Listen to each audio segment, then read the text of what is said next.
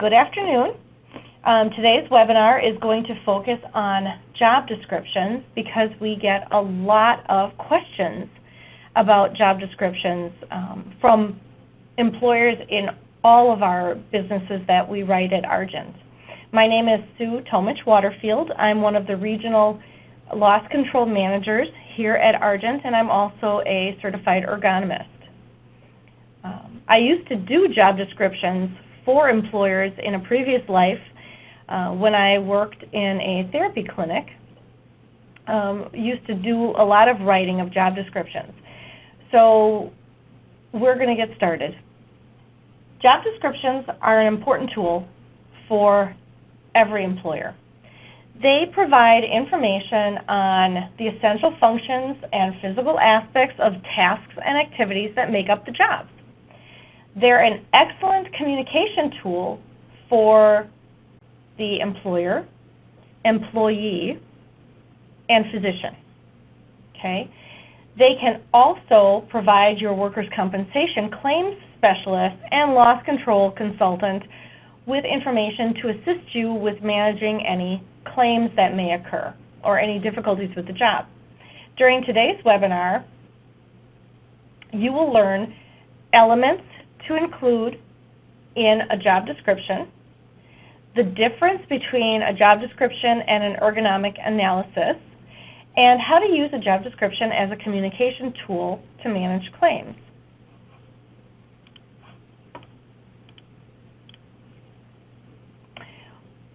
What does a job analysis communicate? Traditionally, we think of it communicating physical demands, demands of the environmental conditions, and education and experience that it takes to apply and perform the job. If you are developing these in-house, have your team actually try the jobs, whoever is doing the writing. This gives a much better understanding and can also lead to identifying any safety or ergonomics opportunities for improvement. It helps to understand what your employees are actually being subjected to and helps to understand what tasks can and cannot be done during return to work. I'll give you an example. A lot of times, workers are so good at their job. They make things look super easy. It isn't until you try the job that you might realize how heavy something is or how much push-pull force it really takes to do the job or how intricate and how quickly you have to move to be able to do the job correctly. It's not until you try that that you understand it. HR typically uses job descriptions not only for hiring, but for return to work, be it workers' compensation or personal, and disability management. It can help avoid legal issues when it comes to getting an injured worker back to work when you have a good job description. Keep in mind that when you are writing your descriptions, the more narrow and specific you are, the better. Job descriptions also set expectations of what the employee will perform within their job and how that position fits into the organization. Each employee should receive a copy during their interview and during onboarding. A good job description should separate essential from non-essential functions of the job. And it sets a clear expectation then, if written well, of what the employee will be doing and what they'll be encountering to do that job.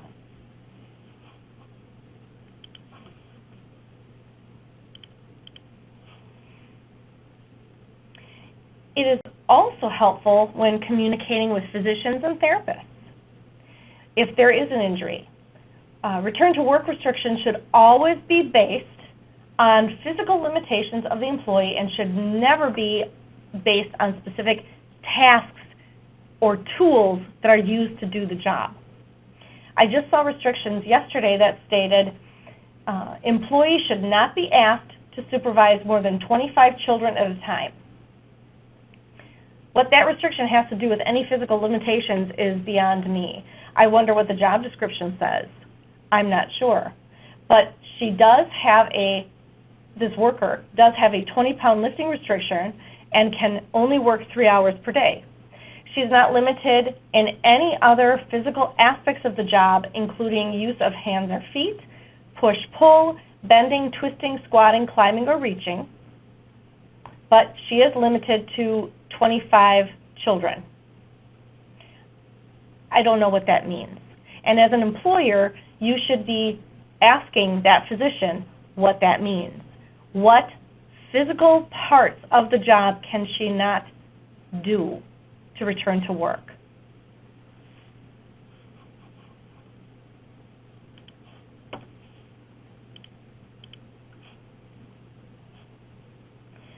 Best practices are that tasks are quantified in some detail.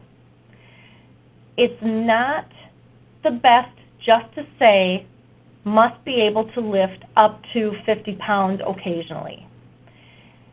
It's much better to say lifts 30-pound boxes frequently throughout the day below knee level. That gives us much more information and gives a physician much more information of what that employee has to return to. Quantifying the activities here helps the physician make better recommendations for return to work. But you have to remember that just quantifying a job in terms of what the physical job demands are does not allow you to predict the risk level of the job. So we can't tell if that's a safe or a hazardous job, lifting job, just by looking at 30-pound boxes frequently below knee level. You still need some form of ergonomics when you want to assess the level of risk. Job analysis or job descriptions doesn't look at the effect of those activities that they have to perform on the worker's body. It does not look at whether or not the activities are causing an injury, and it does not quantify the interaction of those job demands.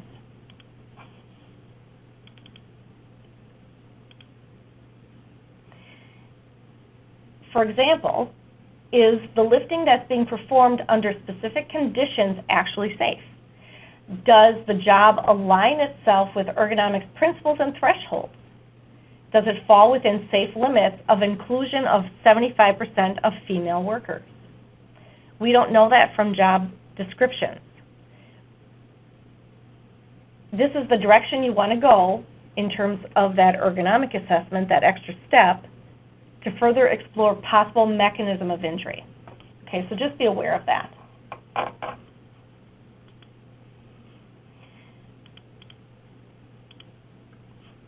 This table shows a comparison of tools and what they communicate. Let's take a few minutes to understand this. So your average job description, let's say, usually talks about education level, hours of work, flexibility, amount of experience, things like that. That is good for communicating somewhat with the employee and communicating with the supervisor or manager. It doesn't really give us much information. A good physical job demands job description, which we're going to get into in further detail in the next several slides, gives us much more information. We can use it to communicate what the job is to the employee, to the supervisor or manager, to the physician, to the therapist, claims person, and loss control person. It should give a really good, clear understanding of what physical requirements are necessary to do that job. It should also tell us what kind of conditions that employee is working under. Is it in a cold environment? Is it outdoors in a warm environment sometimes? Is it air conditioned? Is it heated? That kind of information is also included in a good written job description. If we can skip over, a risk screening tool is kind of an in-between from the physical job descriptions and an ergonomic assessment, and we're not going to talk about that today. But then that ergonomic assessment really looks at everything that we see in the job description, but takes it one step further and tells you how that affects the worker, how all of those conditions, all of those environments and everything else, how they interact to cause an effect on the worker. And at the end of the day, then we can make a statement whether that job is safe or unsafe, those conditions for that worker. What should be included in a job description? Well, there are some critical components that should be in every single job description. A job description doesn't have to account for every single task that might be done, but you need to look at the most common, the essential functions, the things that are done every day, things like that, to be able to describe that. It should include a heading. This should be job title, pay grade, range of pay, reporting relationship, hours of the shift, likelihood of overtime or weekend work, any travel, things like that. Summary of the objective of the job. This lists the general responsibilities and descriptions, their purposes of the key tasks, relationships with customers, coworkers, things like that. Qualifications should be included, including education, experience, training, technical skills necessary for entry of the job. Will you provide training? Things like that. And then special demands. This should include any extraordinary conditions applicable to the job. For example, heavy lifting exposure in meat lockers, or prolonged standing on concrete floors, something like that. Then we get into the meat of the job description, for today's purposes at least, is job duties and responsibilities. We need to identify tasks that comprise about 90 to 95% of the work done, and how much of the time you spend performing each of those tasks. And we need to focus on objective information of the job, not the employee performing the job. For instance, Jack has been doing this job for 20 years, but he doesn't necessarily use the best practices of using the lifting devices that are available to him. So you don't want to base your job description on how Jack performs the job, but on how you want the job performed.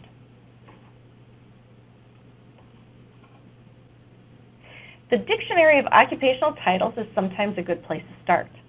It provides reference to many types of jobs, over 13,000 in fact.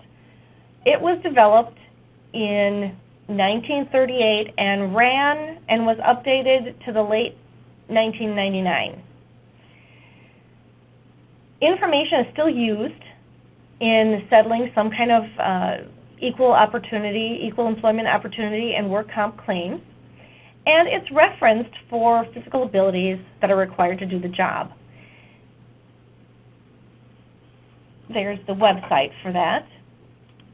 And also, now it's been replaced by an occupational information network called ONET, which is an online type of catalog that you can use to look up different jobs and their components. This slide is a bit wordy, We're going to go through it step by step, but it is directly taken from the additional template document LC 2610 that was included with your handouts for today's presentation. One of our loss control reps, David Abkemeyer, has spent time researching and developing job descriptions. What's best practices, what needs to be included, how to write them. So he has developed a template for our accounts to use with all of this information. You can access that template right on WB Connect with your account username and number. And if you need help with a Word version of that document so you can actually use it easier by cutting and pasting and inputting things, your loss control representative can get that version to you as well. You don't need to use this, but this is just one template that you can use if you're looking to develop job descriptions. And you can see that here there's the job purpose, duties and responsibilities, including essential job functions, and then job duties and responsibilities that are listed under that. This follows those best practice ideas of how to write job descriptions.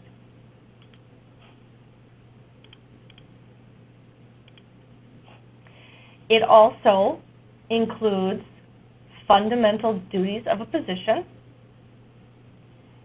and these are duties that the essential functions actually, that the employee absolutely must be able to do their job. They're not marginal, it's the only reason the job exists. For example, a pilot is there to fly a plane. A butcher is there to cut meat. Those are essential functions of those jobs. These are also functions that maybe only a few employees can perform that are essential to that operation. Or maybe they're highly specialized, requiring expertise. When you write the essential functions correctly, they can protect you from ADA issues. ADA is the Americans with Disabilities Act, for anyone who doesn't know. You don't have to hire an employee who can't do the job. For example, a security guard may rarely, if ever, hopefully never, have to use a weapon. However, if the position actually exists to guard your facility or a group of people or valuables, and the security guard cannot use a weapon when one was required, then everyone would be at great risk, and he would not be able to perform an essential function of that job. Let's look at this a bit further.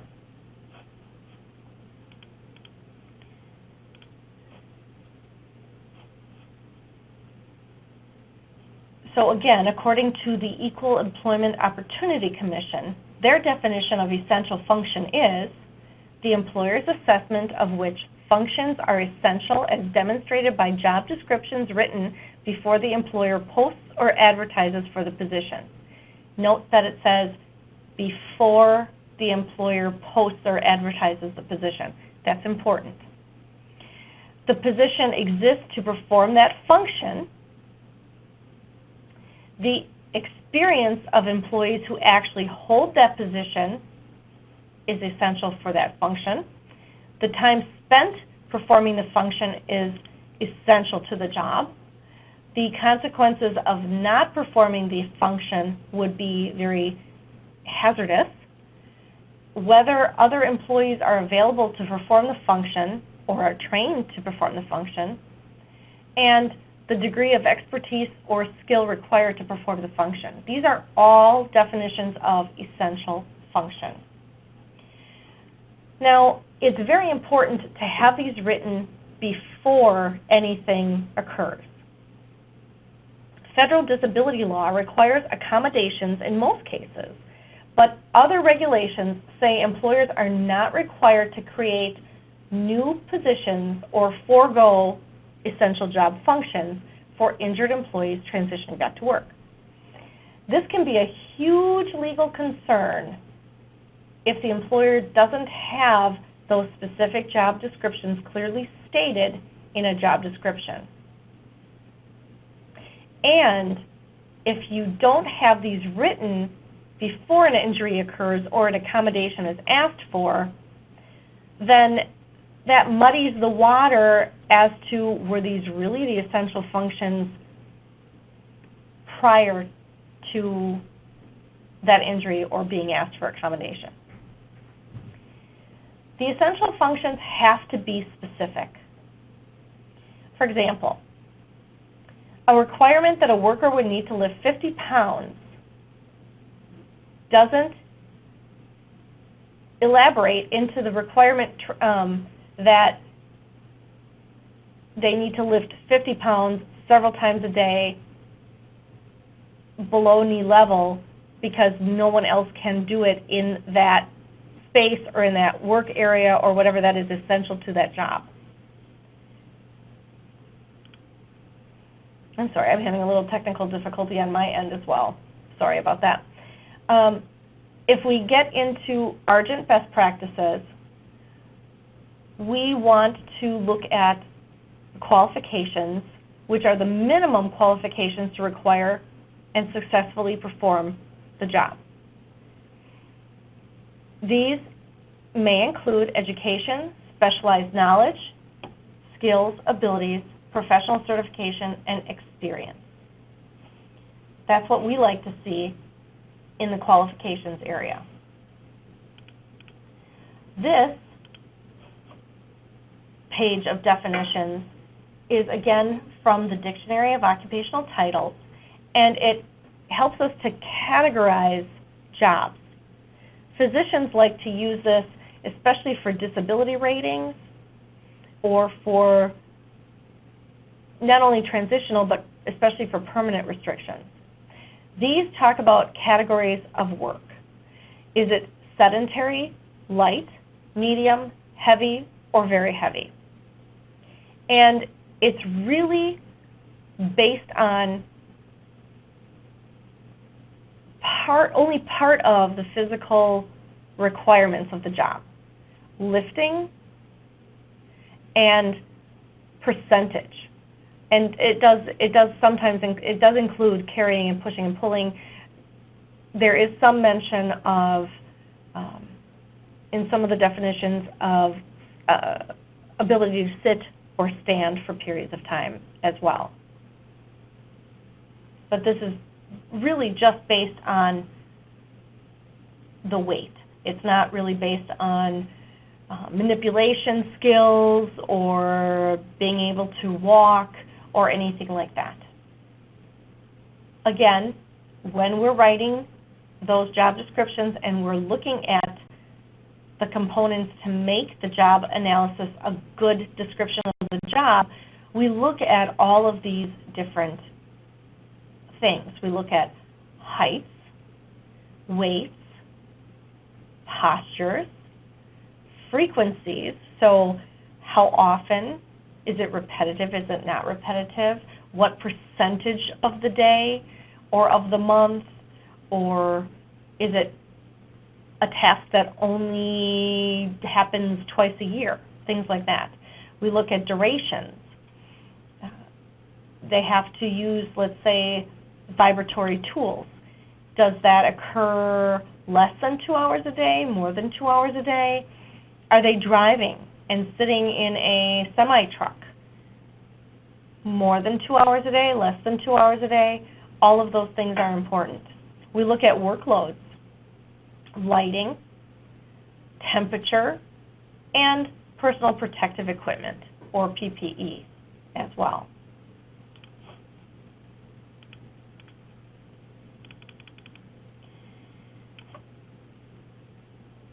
I pulled some sample job analysis or job descriptions off of the internet. These were off of websites that were actually used by HR to human resources to write job descriptions. So this was the minimum job qualifications of a driver and delivery helper. High school diploma or GED. Must be at least 18 years of age. Must have a safe driving record. Be able to lift, load, unload, and move products weighing up to 180 pounds and fulfill all physical requirements of the job. Be able and willing to work flexible hours, including nights, weekends, and/or holidays. Is this enough information to communicate essential functions of the job? What would a doctor think? How would he or she return this employee to work in a transitional capacity? What about permanent restrictions? What about accommodations? What would the employee think? Would they be able to understand everything that's involved in this job that they're applying for? What about loss control or claim? If they had a shoulder injury, would claims be able to, from this report, or loss control for that matter, from this job description, would claims or loss control be able to understand the potential for mechanism of injury for a shoulder injury? I don't know. I don't think it's enough information. What about this one?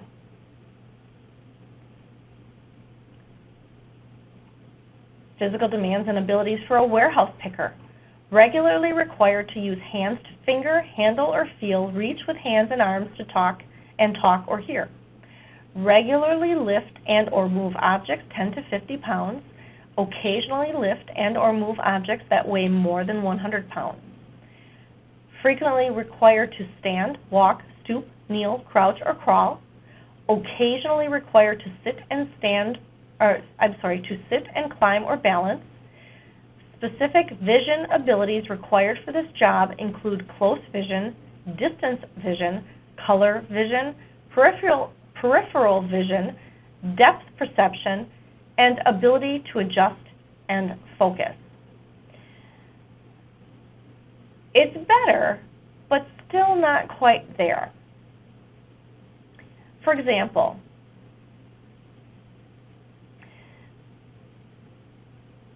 where are they moving objects to and from? 50 pounds at waist level to waist level, 1 or 2 steps, is a lot different than carrying a 50-pound box from a pallet to a shelf at shoulder height 30 feet away. It's very different. What about vision?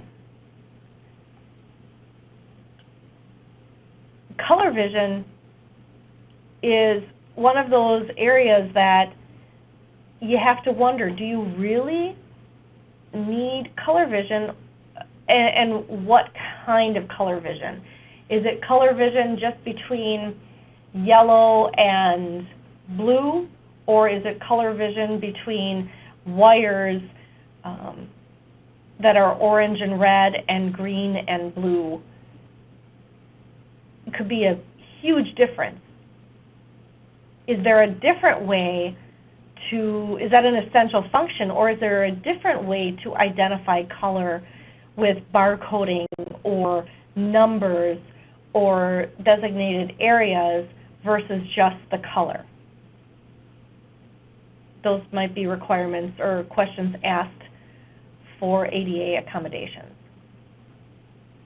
So it can get pretty convoluted, sometimes. So this is what going back to our form again, our Argent form, when we talk about physical requirements, this is what we've identified for our accounts. We want to know all of these different physical requirements, and we want to know the frequency with which they occur during the shift. We also want to know if there are any extenuating circumstances or anything that maybe only occurs from time to time.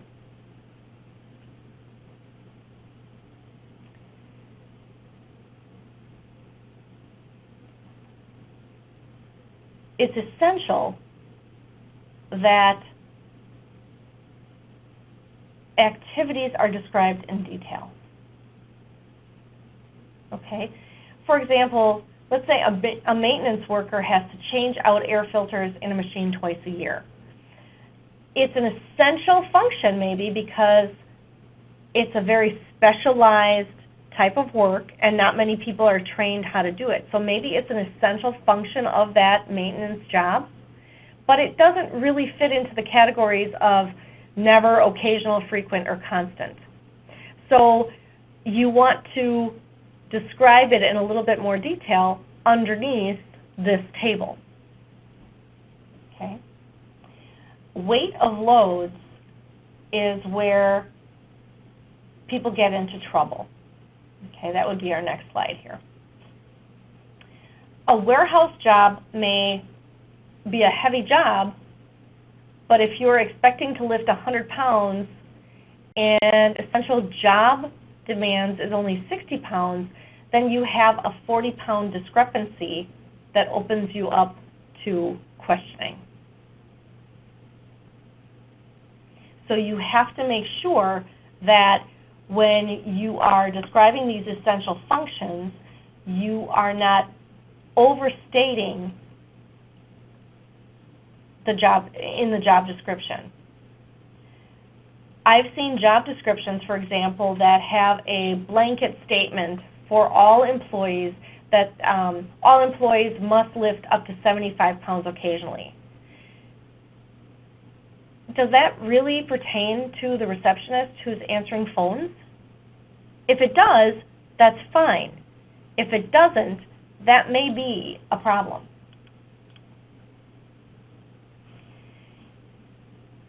Besides describing the lifting in more detail like that, we also break it down into vertical zones, if you will. Are the lifts occurring floor to knee, knee to waist, or above shoulder level? That makes a huge difference too, especially to loss control and to claims if there is an injury or a question about mechanism of injury.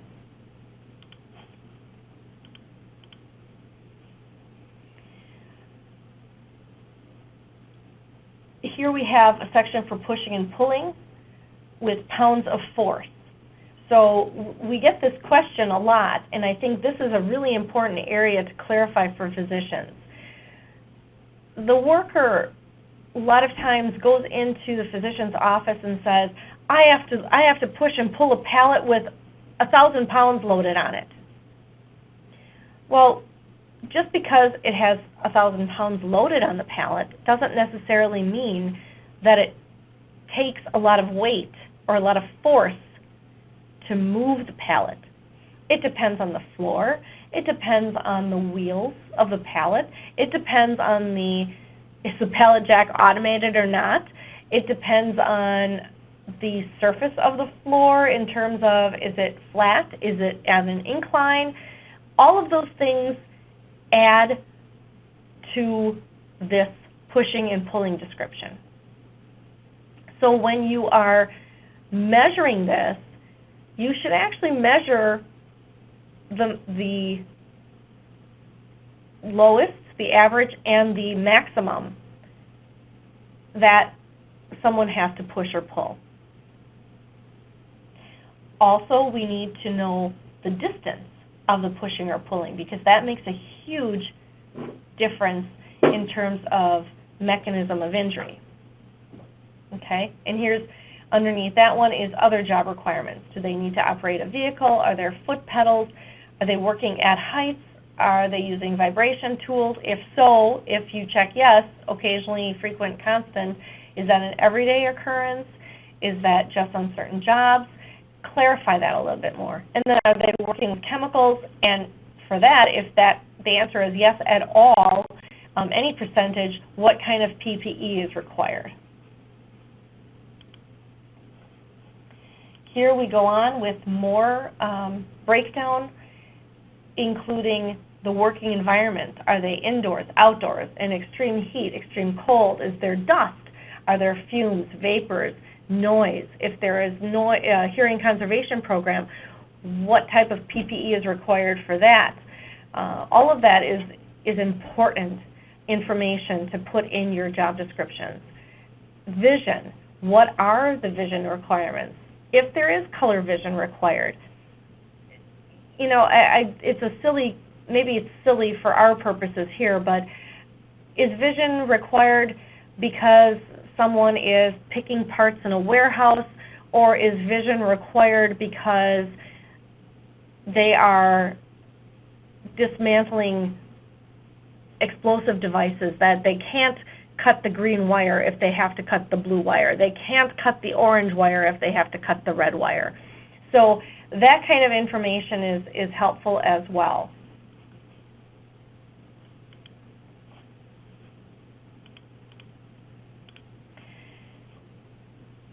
We've spent the majority of today's presentation talking about job physical demands and physical demand descriptions.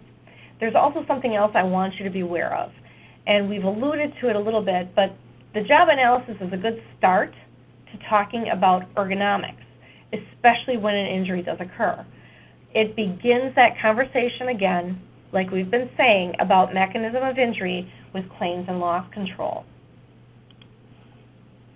Again, we can come back to this chart.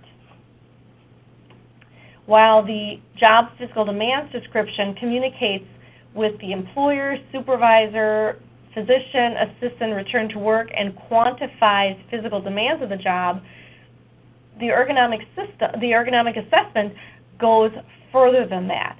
It also identifies the presence of risk factors, prioritizes areas of potential risk, correctly identifies hazards more than 50% of the time, assesses combination of factors to determine the level of ergonomic risk, and assists with redesign to mitigate risk of injury.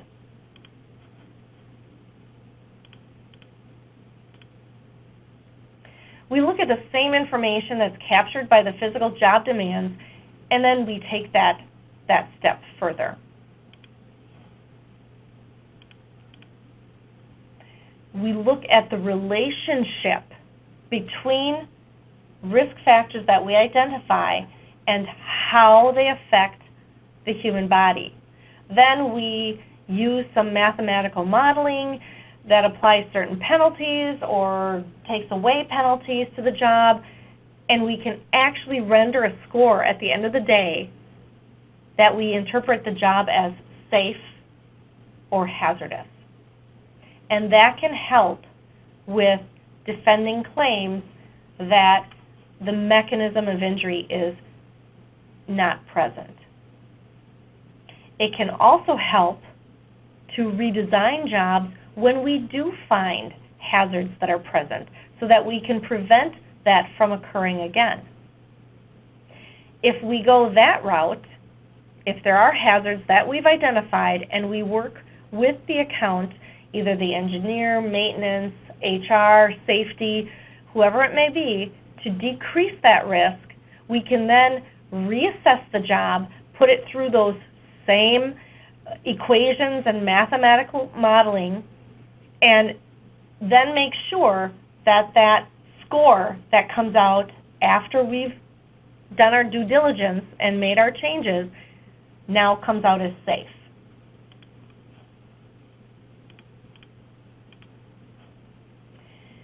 How do you know if you need that one step higher assessment? It depends what information you need. You don't need it for hiring purposes.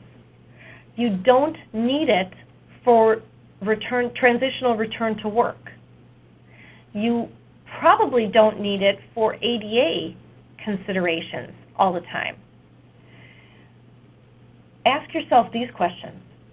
What information are you looking for? What objective information will be included?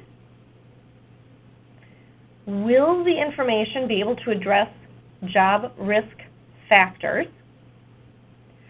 Will the information assist the physician in his or her determination of work-relatedness and causation? That's that mechanism of injury piece. And will the report at the end of the day that you're looking to provide have some teeth to hold up in court? A physical demands job description will not do that for you if you're looking at relating those job tasks to injury. For that, you need an ergonomic analysis.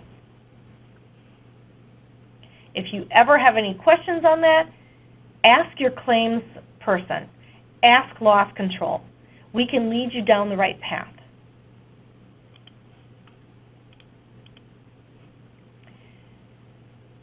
The mere presence of risk factors does not necessarily lead to a problem. So people that say, the one that pops into my mind is actually one of my pet peeves, but I type all day long. Well, using a keyboard has never been associated with carpal tunnel syndrome. So that's not really a risk factor, but ergonomics can help you ferret that out more than a job description can. But if someone says, I lift 50-pound boxes, or like I brought up before, I push and pull skids loaded with 800 pounds of parts on them. Well, let's measure the force. If the force is 50 pounds, and if that meets that threshold or exceeds the threshold limit of what's safe, then yes, it is a risk factor that could potentially lead to injury. Could it lead to a hand injury? Probably not. Could it lead to a shoulder injury? It might. Or a back? It might. So ergonomics can look at all of those risk factors and look at how it relates to the human body biomechanically and let you have a better understanding of risk of that job. But just because it's a risk factor is there doesn't necessarily mean that it's going to cause an injury.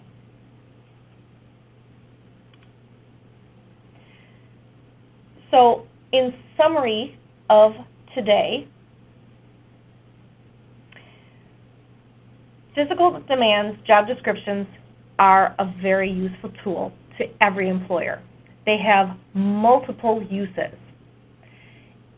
They can be used to safeguard the employer and the employee both. You can use them to ask the employee if they can perform the essential functions listed on the job description. Then you have some recourse, because if they can't perform those the essential functions, then you don't have to hire them and it's not discriminatory. What we didn't talk about, and I need to mention actually, I missed that thought in my head, sorry. If you're going to use these physical demands job descriptions to develop post-offer testing, they need to be specific. And you need to make sure that when you share them with a therapist that's creating your tests for you, that the tests mimic the essential functions written on your job description. I worked with one employer that they routinely lift over 100 pounds. It's somewhere between the high end of occasional and the low end of frequently on any given day. They might not lift it for a week, but then they might lift 100 pounds several times a day, 7 days in a row. No one that has gone through the post-offer screening has ever failed. I find that kind of funny and hard to believe, because I don't think I would pass lifting 100 pounds frequently. So you really have to look at those kinds of tests and make sure that they are true to whatever your essential functions are. Now, the ergonomist in me wants to say no one should ever have to lift 100 pounds. That's unsafe practice, and there are tools, mechanical devices, that we can probably employ to do that kind of lifting for us. The human body is not built to do that over and over and over. But that job description then works in both ways. It can help you develop that post-offer testing, but it also helps when your loss control consultant comes in and says, whoa, whoa, whoa, why are we lifting 100 pounds? Where are you lifting it from? Where are you lifting it to? How are you lifting it? How often are you lifting it? And let's see if we can decrease that amount of weight. And that's kind of basically how it communicates to all of the people that would be involved with using it. Are there any questions? I see here that someone asked where the form is located. It should have come out with the handouts for today's presentation in the reminder email that was sent out this morning sometime. If you cannot find them, please email me. I have my email right here, stomich@wbmi.com, and I can get those out to you. Otherwise, we have time for questions if anyone has any.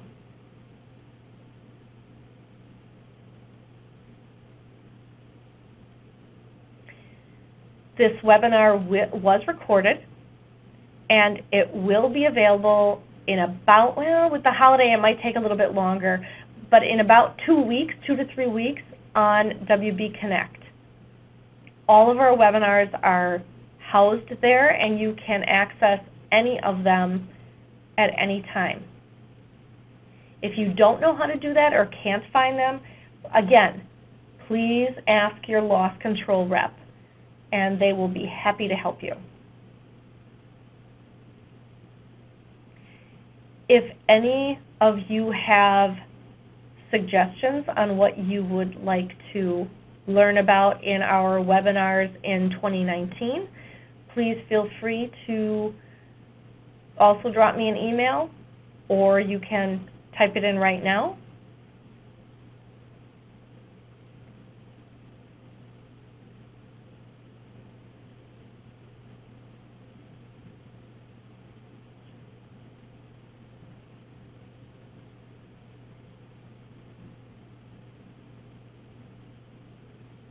Okay, well, if there are no questions, I thank you all for attending today's webinar,